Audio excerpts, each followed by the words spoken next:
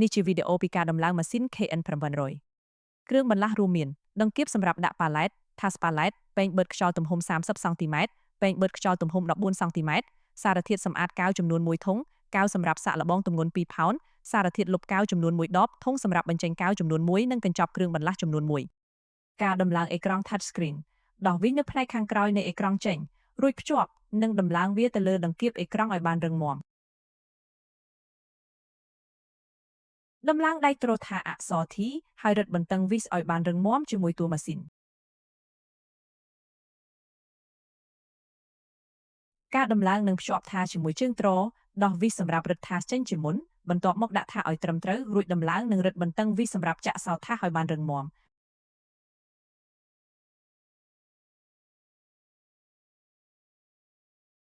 បន្ទាប់ពីនោះយកប៉ាដាងមកចាប់ទីតាំងចំនួន3ពីកញ្ចប់គ្រឿងបន្លាស់មកដំឡើងលើថាសវិល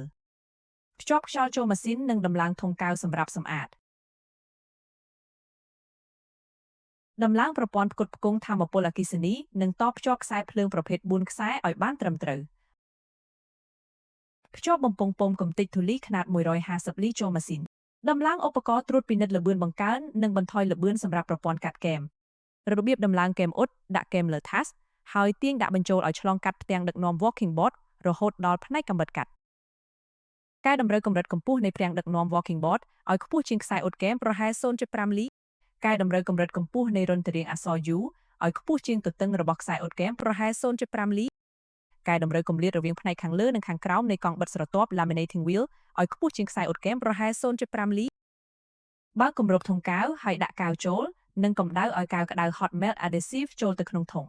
កែតម្រូវទំហំគម្លាតរបស់ roller សង្កត់ press rollers និងកែតម្រូវទំហំដោយប្រើកង់បង្វិលដោយដៃ hand wheel ឲ្យបានត្រឹមត្រូវ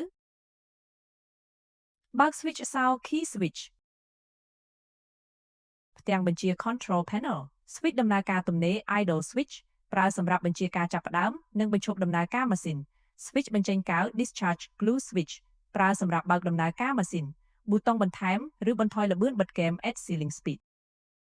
ការកំណត់សីតុណ្ហភាពកំណត់សីតុណ្ហភាពឲ្យសមស្របទៅតាមប្រភេទកៅក្ដៅ hot melt adhesive ដែលប្រើប្រាស់ switch តម្រឹម docking switch ប្រើសម្រាប់បញ្ជាការបើកនិងបិទប្រព័ន្ធតម្រឹម Laser laser docking switch កង់ជំនួយ auxiliary wheel switch ប្រើសម្រាប់បញ្ជាការដំណើរការនិងបញ្ឈប់កង់សង្កត់ជំនួយ auxiliary pressure wheel switch សង្កត់ pressing switch ជ្រើសរើសការសង្កត់ដោយដៃ manual pressing ឬសង្កត់ស្វ័យប្រវត្តិ automatic pressing switch ខ្យល់ក្ដៅ hot air switch ប្រើសម្រាប់បញ្ជាការបើកនិងបិទឧបករណ៍ខ្យល់ក្ដៅ switch សម្អាតកៅ glue cleaning switch ប្រើសម្រាប់បញ្ជាការបើកនិងបិទឧបករណ៍សម្អាតកៅប្រវែងតុការងារ length of workstation អាចបញ្ចូលប្រវែងបន្ទះការងារបត់បាន switch កាត់តម្រឹម trimming switch ប្រើសម្រាប់បញ្ជាការបើកនិងបិទឧបករណ៍កាត់តម្រឹម trimming device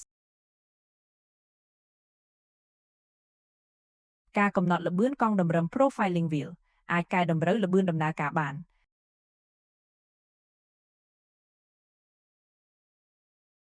ការកំណត់ប្រវែង length setting អាចរក្សាទុកទិន្នន័យទំហំបន្ទះការងារផ្សេងៗបានចំនួន20ក្រុម